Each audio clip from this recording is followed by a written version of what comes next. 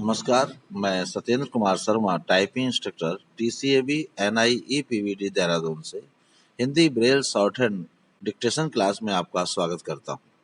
तो शुरू करते हैं। हिंदी डिक्टेशन गति 80 शब्द प्रति मिनट। आजकल प्रगतिशील राष्ट्रवादी सारे राष्ट्र का एकीकरण और दृढ़ संगठन के विचारार्थ हिंदी उर्दू के वर्तमान पारस्परिक वैमनस्य की अंत्येष्टि क्रिया करने में बड़ी दिलचस्पी से उत्साहपूर्वक बिना अवकाश लिए लगातार काम कर रहे हैं। हर्ष की बात यह है कि बड़े बड़े महामहोपाध्याय, मातृभाषा और मातृभूमि के सेवक, प्रतिष्ठित लेखक, पत्र संपादक, बहुतेरे राजनीति पटु, MLA और महात्मा गांधी भी इनकी नीति का हृदय से समर्थन करते हैं। हमारे मुसलमान नेतागण तो इनके पक्के समर्थक हैं तथा अन्य प्रगतिशील मुसलमान भी इस स्कीम से पूर्ण सहानुभूति रखते हैं। इतना ही नहीं, भिन्न भिन्न राजनैतिक विचारशील लोग भी राष्ट्रभाषा की आवश्यकता महसूस करते हैं।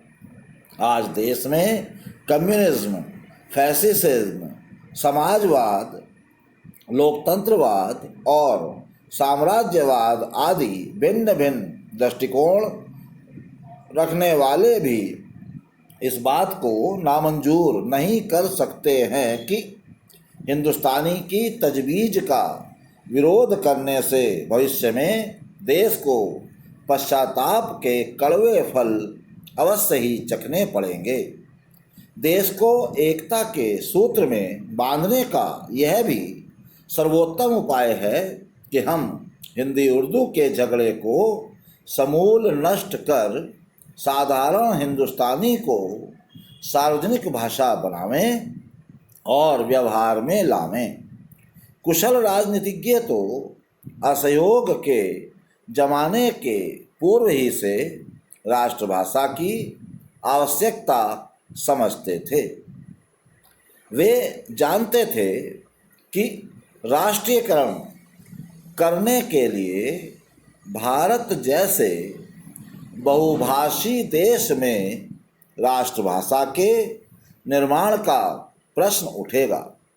वे लोग ठीक ही कहते थे कि यदि ऐसा ना हुआ तो देश का सर्वनाश हुए बिना ना रहेगा।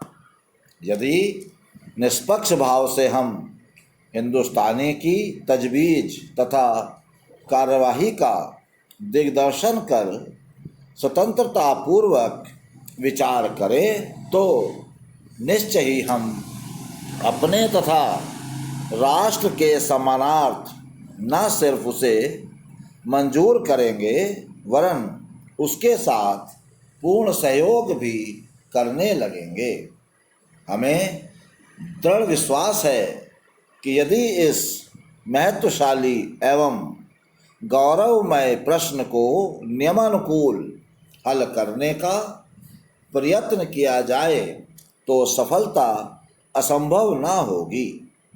अपनी राष्ट्रभाषा के शुभागमन पर हमें उसकी जय जयकार मनानी चाहिए, उसकी खुशामद करनी चाहिए, उसके लिए अपनी जान भी लड़ा देनी चाहिए, क्योंकि राष्ट्रभाषा ही राष्ट्र और देश का प्राण है। अब समय आ गया है जब देश के बच्चे बच्चे को राष्ट्रभाषा से पक्की जान पहचान कर लेनी चाहिए। देश के सामने यह समस्या छोटी मोटी नहीं है।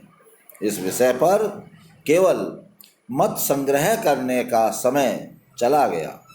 अब हमें शीघ्र इस ओर सिलसिलेवार काम करने के लिए एक कमेटी तथा सेक्रेटरी यानी मंत्री आदि नियुक्त कर नियमानुसार काम आरंभ कर देना चाहिए।